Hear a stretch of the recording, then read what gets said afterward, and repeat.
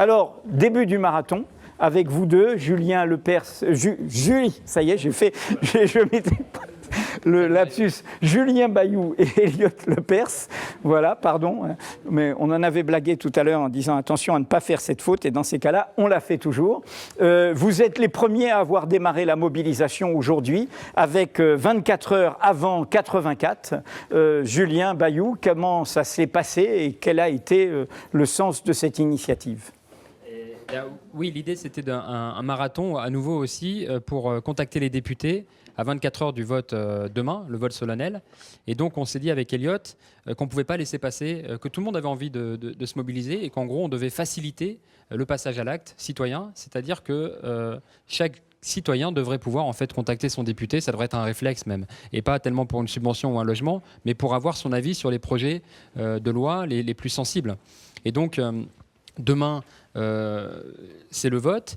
On s'est rendu compte qu'il y avait énormément de députés indécis qui n'avaient pas vraiment fouillé le texte, qui n'avaient pas affiché leur position. Et donc, on a organisé donc, au Tank, 22 bis rue des Thaïlandiers, dans le 11e arrondissement. Dans le 11e arrondissement, à côté, un QG pour permettre aux citoyens de se relayer pour appeler systématiquement tous les députés avec des argumentaires.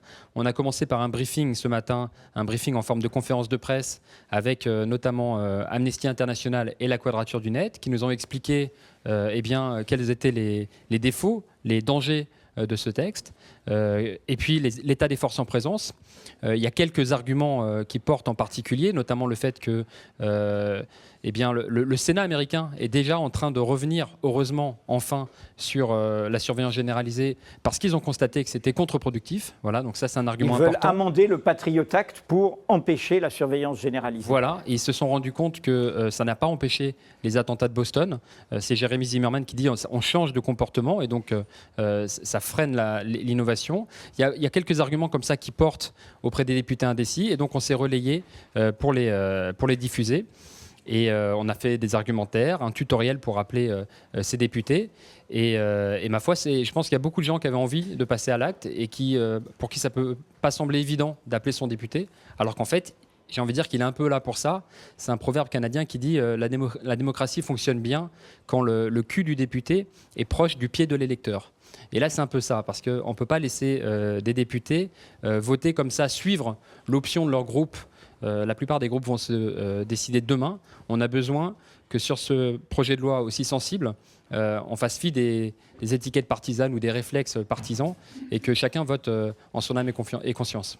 Et est-ce que les pieds d'électeurs ont rencontré le cul de beaucoup de députés depuis ce matin ? Elliot a un décompte, tu peux nous en dire plus un peu peut-être ? Elliot Lepers. Ouais, en fait, on avait identifié qu'il y avait à peu près une centaine de députés qui avaient pris position publiquement avant ce matin. Donc, sur les 450 restants, on en a contacté 50% jusqu'à maintenant. Donc, un peu plus de 200 députés qu'on a appelés tour à tour en se relayant. Il y a à peu près 80 militants qui se sont relayés depuis 10 heures ce matin pour appeler. Et donc, on avait un système avec des gommettes comme ça, des gommettes rouges, des gommettes vertes. Vertes pour ceux qui sont contre le projet et rouges pour ceux qui sont pour le projet. Des petits cœurs pour ceux qui sont très militants, et puis une petite bulle jaune pour ceux qu'on a déjà appelés, avec qui le dialogue peut être fructueux. Je pense que c'est ça qui était vraiment intéressant aussi, c'était d'ouvrir le lobbying en fait, et c'est ça qu'a parlé à beaucoup de journalistes qui étaient là, c'était de voir comment ça marche du lobbying. Et plein de militants étaient là, ont vu, en fait, voilà, on a le pouvoir de contacter nos représentants, le représentant de la nation, et je pense que c'est important de s'en servir, de recréer une conversation entre les citoyens et les institutions. Mais ça bouge ? Ça bouge, oui. Il y a eu notamment André Santini qui a expliqué qu'il allait voter contre ce projet. Et au niveau du groupe UDI... donc un homme UDI... Exactement. Au niveau du groupe UDI, on se rend compte qu'il y a pas mal de députés qu'on a appelés qui sont en train de se poser la question. On sent que le doute est présent. Beaucoup nous disent on va se décider de demain au niveau de la réunion de groupe. Et donc effectivement, il va y avoir une réunion de groupe. Mais en tout cas, on est en train, je pense, de fragiliser les blocs de groupe à l'Assemblée nationale. Et ça, c'est important parce que du coup, l'âme et conscience, là, elle va revenir, elle va être importante pour le vote de demain.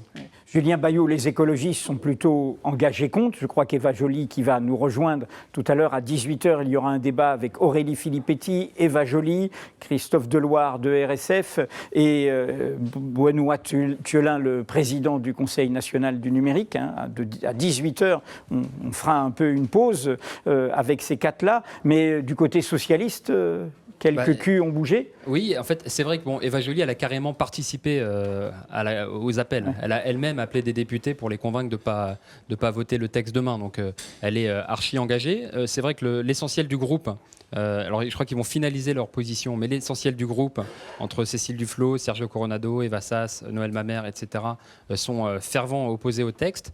C'est vrai que c'est du côté du PS qui a la grosse poche d'enjeux. Je pense à des députés. Alors, quand on est parti, il y avait encore Barbara Romagnan, députée PS du Doubs, qui était venue en soutien aux serial téléphoneurs. Il y a également Aurélie Filippetti qui s'est prononcée.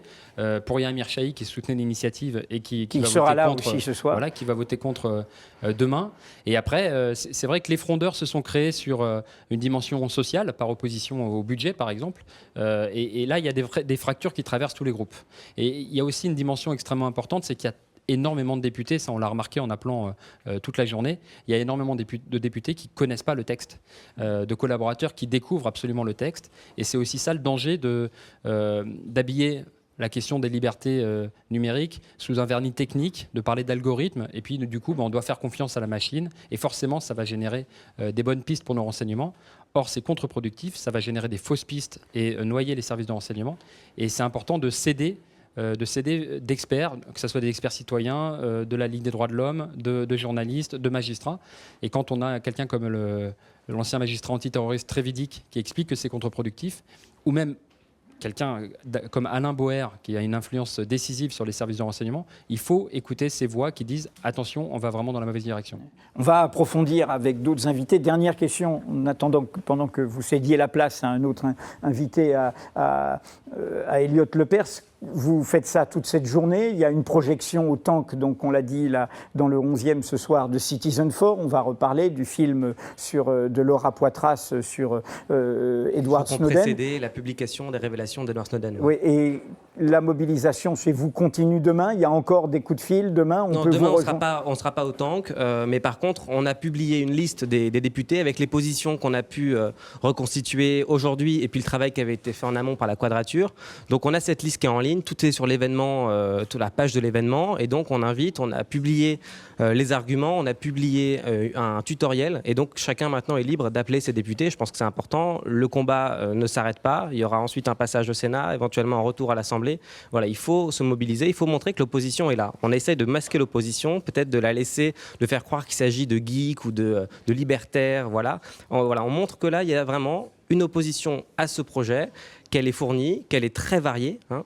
Et donc, je pense que c'est ça qui est important, c'est qu'on ne se fasse pas enfermer dans une caricature et qu'on montre que c'est un choix de société qu'on est en train de construire.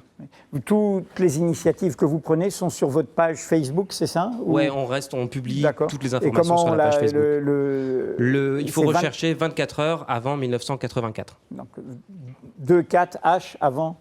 Voilà. Avant 2-4H avant 1984. 19, et je dis au passage, le hashtag pour tout ça, c'est hashtag PJL Renseignement. PJL Renseignement, pour toute l'initiative de ce soir.